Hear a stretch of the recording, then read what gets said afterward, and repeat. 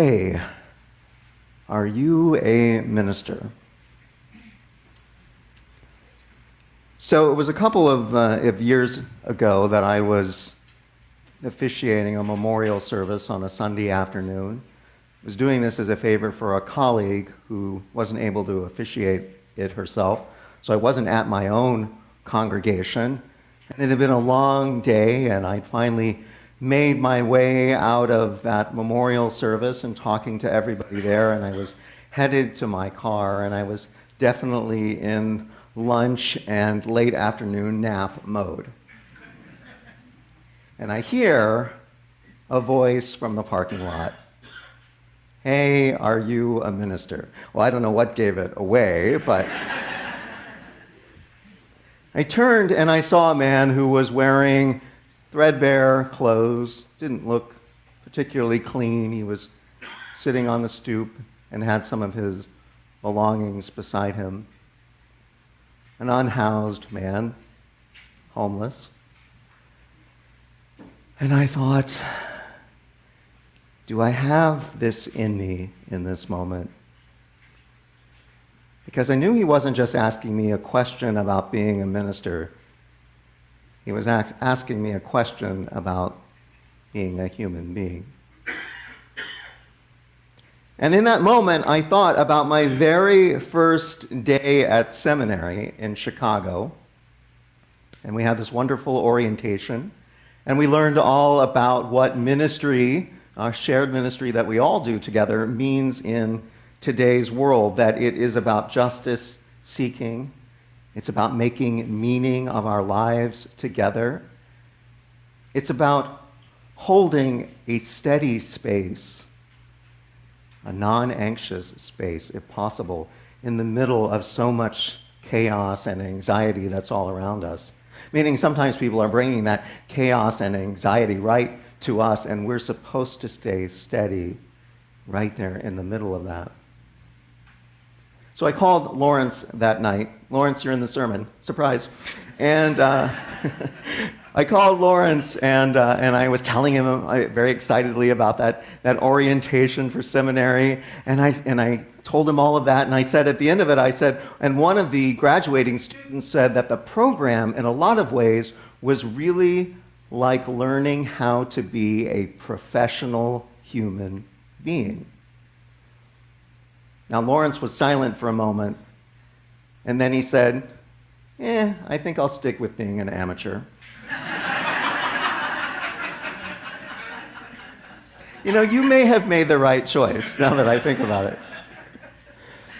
The problem is, in these days, I'm not sure that any of us really can just be amateur human beings. The skills required of us in today's world rise to the level of professional human being in many ways. So what does that mean? Well, what do I mean by that? I mean that professional human beings are able to help hold people through difficult times, through uncertainties, through doubt, through grief, through all the things that all of us are being bombarded with at this particular moment in time. Professional human beings speak up for the vulnerable. They imagine better worlds. Now, all of these things are particularly hard to do right at this moment in time. I know in speaking with colleagues and friends and congregants and acquaintances and what I see on social media, I see everyone trying to make sense of this moment, trying to make sense of conflicts, some that are here surrounding us, some that are on the other side of the globe. We all want to have a clear side to be on. We want certainty. We want to know where the moral compass says we should be, and we want to dig in and stay there and believe that we are on the side of right. And right now, it's really hard to know exactly what that looks like sometimes. And I see people who I respect and admire who are passionate in one direction about something, and people who I respect and admire who are passionate in another direction about something. It's a very challenging time to figure out as human beings what we're supposed to do exactly, what to believe, how to be in the world, how to support the most vulnerable, it can be very challenging to know where our work would best be used in this world. And on top of that, I don't think our nervous systems are really built for all this, for all the outrage and the tragedies and the uncertainties that come flowing into our bodies. It's really, really difficult to hold all of that, to be aware of what's happening and not take all of that in.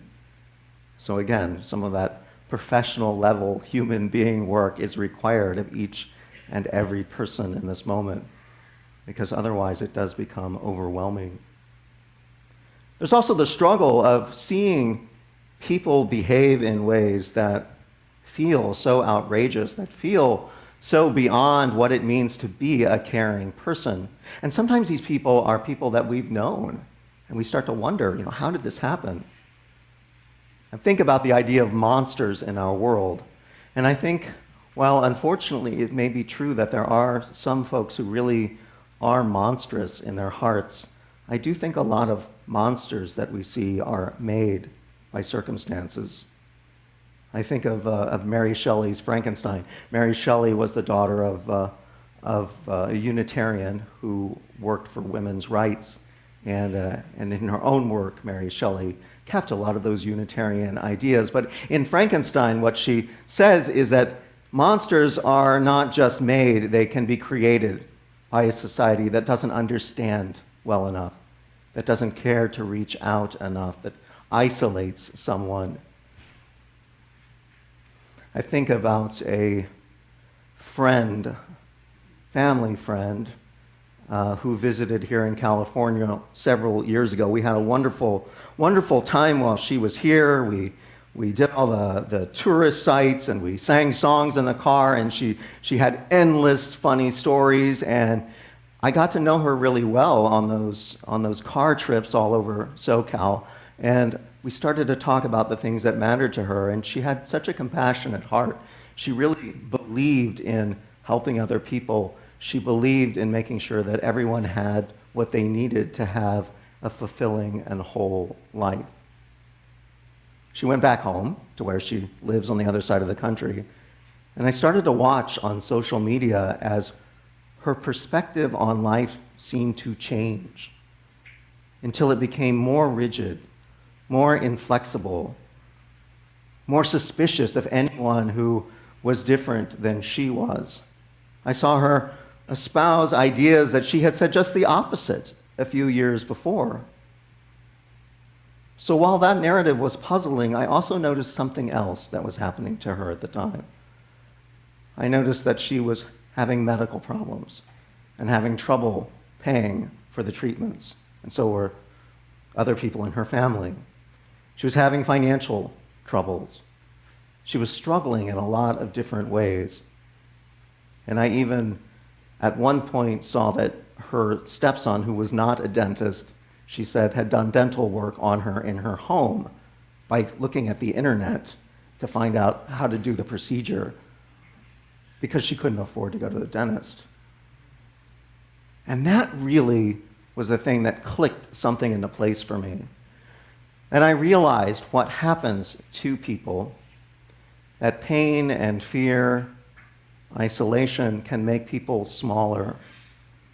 Expansive viewpoints are hard when you are struggling to survive. It's easy to become small and narrow in what you believe. Humanism is what we're talking about today, and humanism offers us a way of understanding how not to be small in the world, because right now, smallness isn't needed. Humanism says that we can help ourselves, that humanity's answers to our problems come from humanity itself. We're not waiting for a God who will fix this for us. It doesn't mean there might not be a God, but that God is not going to intervene and fix all of our problems. The reason we have potential, the reason that we have agency, the reason that we can act upon all the creativity and the ideas and so on and bring them to fruition is because we are called to be the ones who save ourselves. This is an idea that is one that can actually be something that we can build a foundation on in this particular moment. I think about that unhoused man in the parking lot that Sunday that called out to me, "Hey, are you a minister?" What I heard was not, "Are you a minister?" but, "Are you on duty right now as a professional human being?" And the truth is, I wasn't sure. I wasn't sure I had it in me to be present, to notice, and to act upon whatever it was that he might have needed in that particular moment. I remember thinking, do I feel big right now, or do I feel small? I think for many of us, the idea of being small is something that we were taught early on. I know I grew up in the Bible Belt. I grew up in an era where I had some people telling me my sexual orientation in very derogatory terms before I had any idea of what that meant, 5, 6 years old. I learned early on, and I think women can relate to this, and people of color can relate to this, and immigrants can relate to this, and people with disabilities can relate to this, and people who come from a poor background can relate to this. You learn early on how to stay small, so you don't get in anybody's way. So what you are isn't too troublesome to anybody. You learn to fit in, to be just enough like everybody else that they don't notice you so much. But what happens in that process is you don't claim the authority in the world that is yours to claim.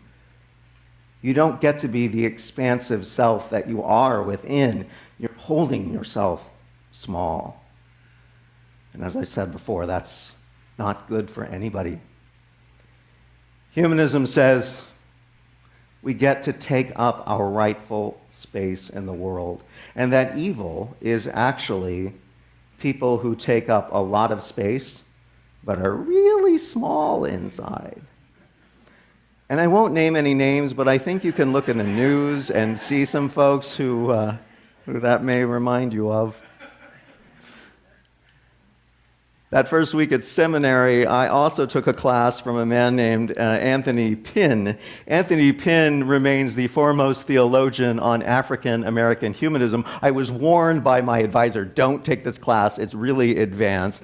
And I was so desperate to get through my seminary experience in 3 years, I just took whatever was available when it was available. I said, I'll be fine. Well, I got to the reading, I was not fine. I had no idea what they were talking about, eschatology and ontology, all these different things. So I finally got to the class, though, with Anthony Pinn, the in-person portion, and eventually it all clicked for me. And what I realized he had done is he had researched throughout American history everything that had been written down from African Americans, and this was not a lot that was written down, but there was still enough material there to see when these folks who had been enslaved, who were dealing with oppression, when they had reached a point of recognizing that they were going to have to rely on their human potential, their inner resources, and also the collective humanity around them in order to make a positive change.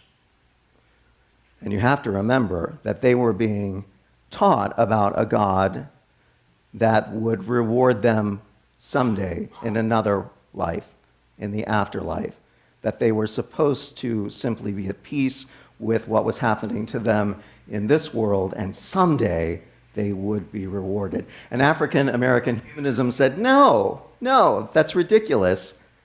We have to take care of ourselves right now. Nobody is going to come and save us. These folks are trying to keep us small, but we have to be big to make a change in the world.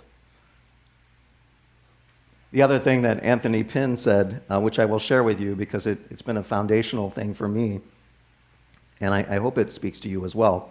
But he said that there is no certainty with justice work. He said when we help somebody or we try to help a situation, we have no certainty about the outcome, and very likely we're not going to see much progress in our own lifetime. The timeline is greater usually than any one of us. And he said not only that, this is the challenging part, he said sometimes, and maybe a lot of the time, when we help try to lift somebody's oppression over here, we inadvertently create a situation where somebody over here gets oppressed in some way. I think about my own family, of growing up with a family parents who came from a very poor background, and I was able to have a very expensive education, and that was also because my father worked in management for coal mines. So I'm partially here today because of people who went down into Kentucky coal mines and faced the health problems and all the challenges that came from that. So my family eventually benefited, and other people not so much.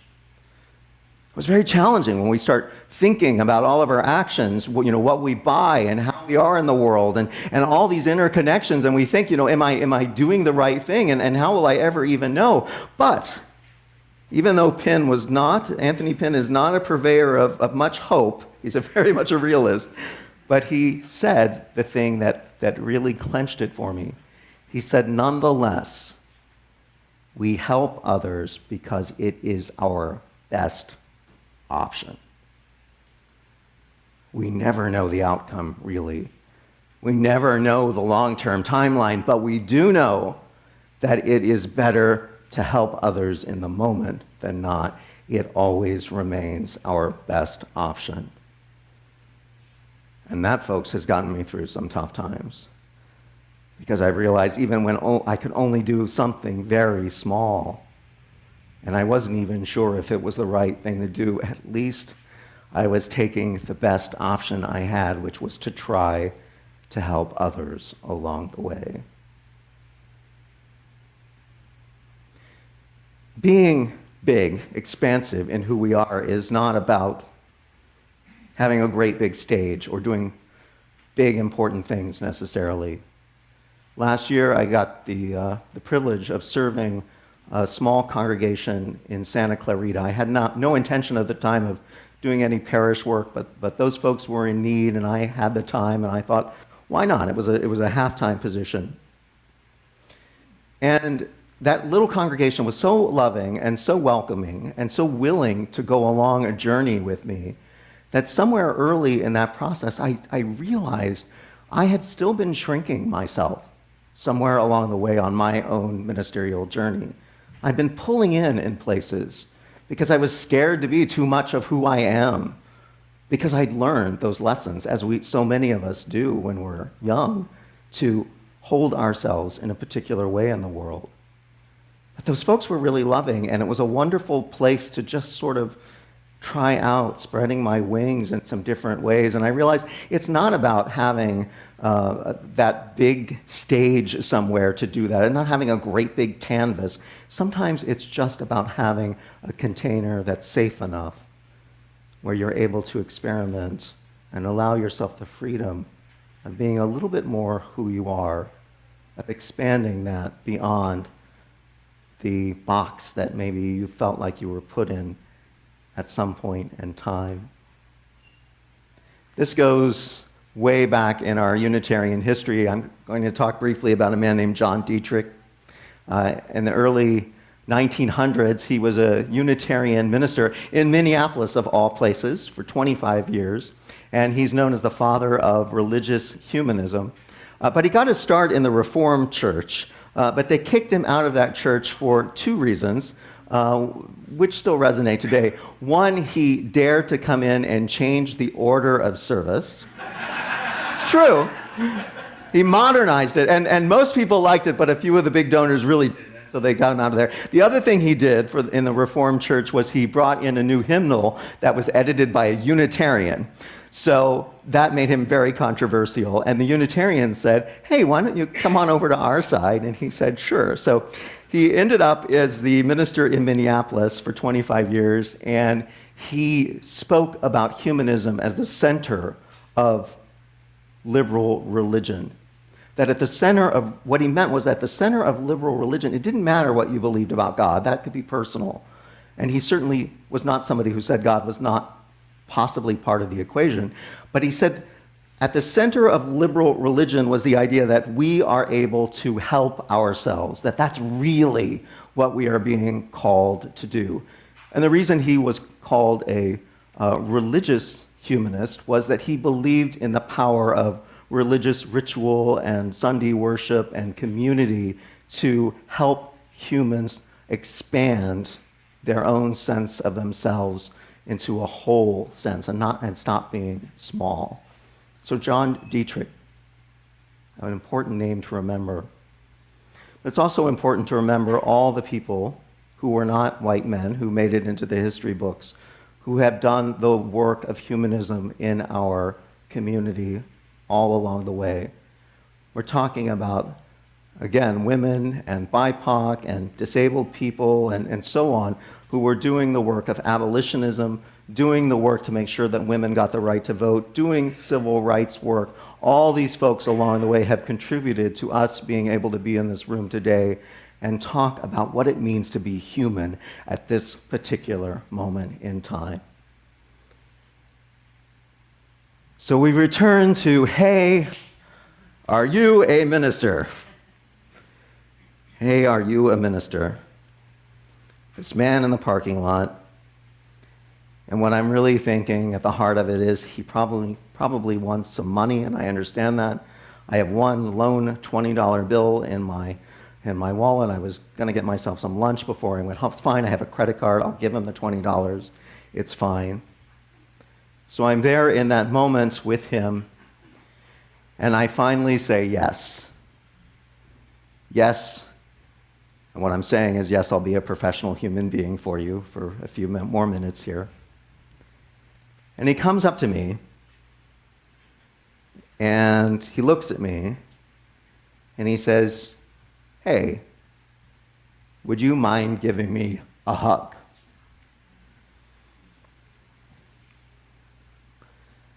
And I did. And he pulled away, and he had a tear in his eye. And he said, thank you. He said, it's been a long time. And he walked off. And in that moment, I'm thinking, who is the professional human being here? Is it me? Or is it this guy who's actually doing really high-level human work? He's letting himself be seen. He's letting himself be witnessed. He's being vulnerable. He's asking for what he needs. That's seriously professional human being stuff in that moment. He was held in that moment, and I was held in that moment. This week, those astronauts returned from Artemis 2. I got to see, as we were talking about in the meditation, the Earth from space, the overview effect, how beautiful this place is when we get a little distance from it, when we notice the potential that's here, the vulnerability, the capacity for human beings to rise to a given moment. Those astronauts must have felt the vastness of space around them and the vastness of possibility as well. And I love the fact that they went there because it's a sign that humanity is refusing to be too small. With all the trouble and problems we have going on, we are still, at times, able to expand beyond what's right in front of us and look out to the stars. You know, humanism doesn't ask us to believe people are always good. They're not. We know that. It doesn't ask us to always believe for sure that things will work out right, but it does ask that we don't give up on each other. It asks us to not become our smallest self, but to try to expand into the wholeness of who we are, our potential and capabilities. And maybe the question at the end of all this isn't whether we are amateur or professional human beings. Maybe the question is, are we inadvertently making ourselves small? Is it some old narrative that we're still holding on to? Or are we expanding into the fullness of what we're capable of? And when we do expand into the fullness of what we're capable of, it might mean that we're able to ask for or give a hug when it's needed. Or it might mean that we're looking out at the stars and thinking of a great big picture beyond this moment. But either way, it's all available to us. And what a joy. We're human beings. We're together on this journey, and the journey goes on.